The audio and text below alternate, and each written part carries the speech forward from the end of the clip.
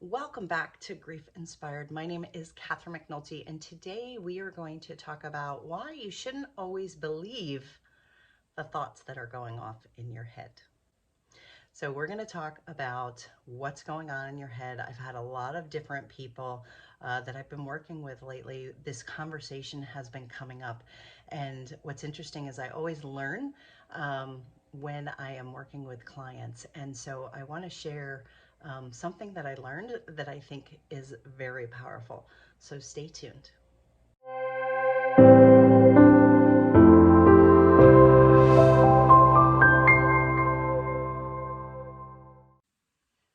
So today we are talking about why you shouldn't always believe the thoughts that you think. And I think this is a really good conversation. Like I said, it's been coming up in a lot of conversations, and it even came up most recently with my 9-year-old son.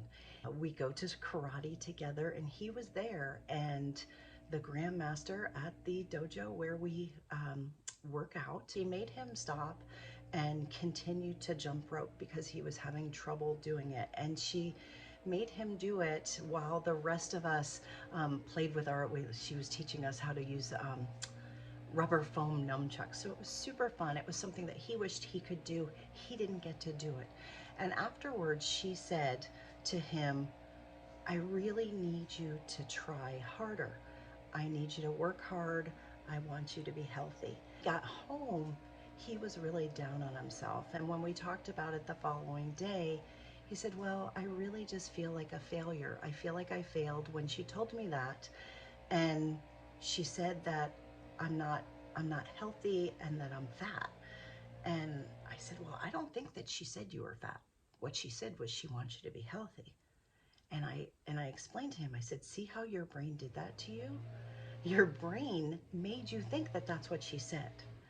And but it's very much relating to some of the conversations I have with clients. I was talking to Jeff, one of my clients. He lost his wife, and he needs to figure out how to live without her. And it's not something that any of us planned for. He didn't plan for it, and so it really is.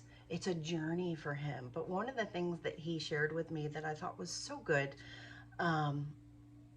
and this is how he phrased it. He says, I need to tell myself not to believe my thinking.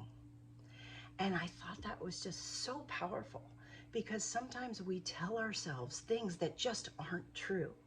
And sometimes we can make ourselves feel worse. And it makes the grief experience more difficult. It leads to more anxiety. What I've also noticed is that while we're grieving, the things that were issues for us before our grief become very heightened. So if you struggled with anxiety or depression prior to your grief, oftentimes your anxiety will be heightened.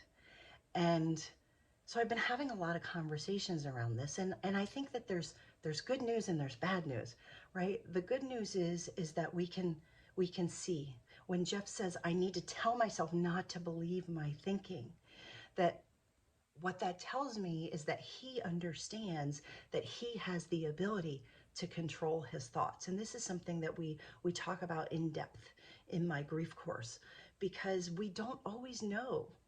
We think the thoughts that we think, and we don't always realize that we can control what those thoughts are.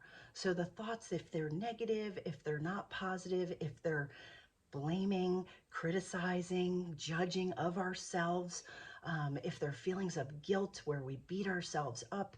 Lots of videos about this lately because it's something that's really, really important. And it's not only, it's not exclusive to grief, right? I think that so many people also experience this even before grief. And I think that grief just heightens it. So the good news is that we can control our thoughts, that we can become aware of the things that we're thinking. We can observe them, and we can start to say, oh, that wasn't necessarily a good thought for me, right? So I had the conversation with my son this morning about, he called himself a failure. And I said, well, is that true? Are you a failure? Or do you just feel like you failed? And he says, well, I feel like I failed. And I said, well, does that make you a failure? And he says, well, no. They tell us all the time in school that no, failing is good, right? So he's starting to understand some of these concepts, but what's important, and the lesson we can take from that, is that we can start to hear what we're telling ourselves, right? And when Jeff says, I need to tell myself not to believe my thinking, we can choose to not believe our own thinking. And we can replace that negative, anxious, depressing thought with something else. And what we need to realize is that for those of us who are, and I said in one of my last videos, like, I am a self-proclaimed blamer, right? I blame myself. I blame, I criticize, I judge myself, right? For those of us who do that, and if you follow me, you're probably like that. But for those of us who do, we need to stop, and we need to realize that we've been doing this to ourselves for years and years and years. And so it's going to take time to unravel that. And so the way you do that is you unravel it one thought at a time.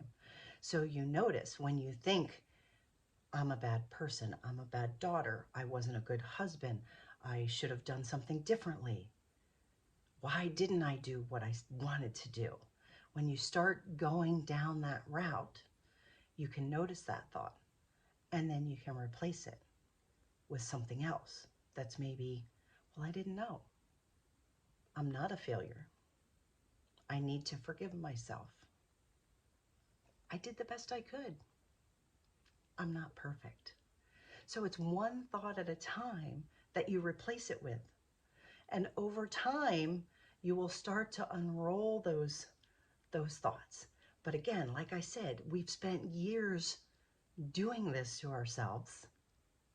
It's not going to be an instantaneous fix. So I want you to keep working on that, and keep doing that. And always remember that you have the power to forgive yourself. You have the power to say, it is what it is. I did the best I can. And I want to leave you with one additional thought. And maybe it's a question, maybe it's for something for you to think about. We do have to be very careful, and I'm just as guilty about this as anyone, so it is not a judgment of anyone. Sometimes we get comfortable beating ourselves up. It becomes what we're used to. We get comfortable in being depressed. We find comfort in being miserable. We say, well, maybe, I guess if I just keep saying I'm so depressed or I'm mad at myself, it gives me a little bit of an excuse not to try something else. It lets me stay stuck. And sometimes we choose to let ourselves stay stuck. And that's okay, but you want to start to become aware, is that what you're doing? And once you're aware that that's what you're doing, and if you decide that you don't want to do that anymore, that you actually truly do want to be happy, that you do want to give up the sadness, the depression, the self-loathing, well, then you can do something different. But if you want a different outcome, you need to do something different. So what could that be? Well, first you have to acknowledge that, okay, maybe you're on this hamster wheel of learning to just beat yourself up and staying in this depressive cycle, right? There's a lot that we can get into there, but what you do have control over is your actions and what you choose to do. So you can keep trying. You can try something new.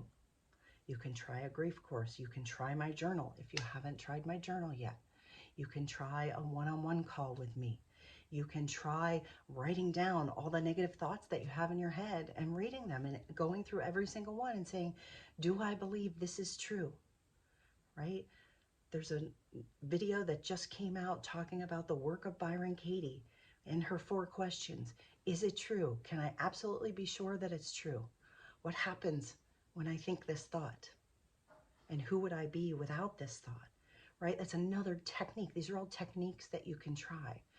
So if you truly want to find happiness after your loss, sometimes you need to do things differently. So just keep trying, and you will find one that works for you. And that's what I feel like my job is to make you aware and then give you tools so that you can start working through it, so that you can give up the depression, give up the guilt, give up the self-blame. And when you give those things up, what's left is joy and gratitude and happiness and living in the moment. And that's what I want for all of you.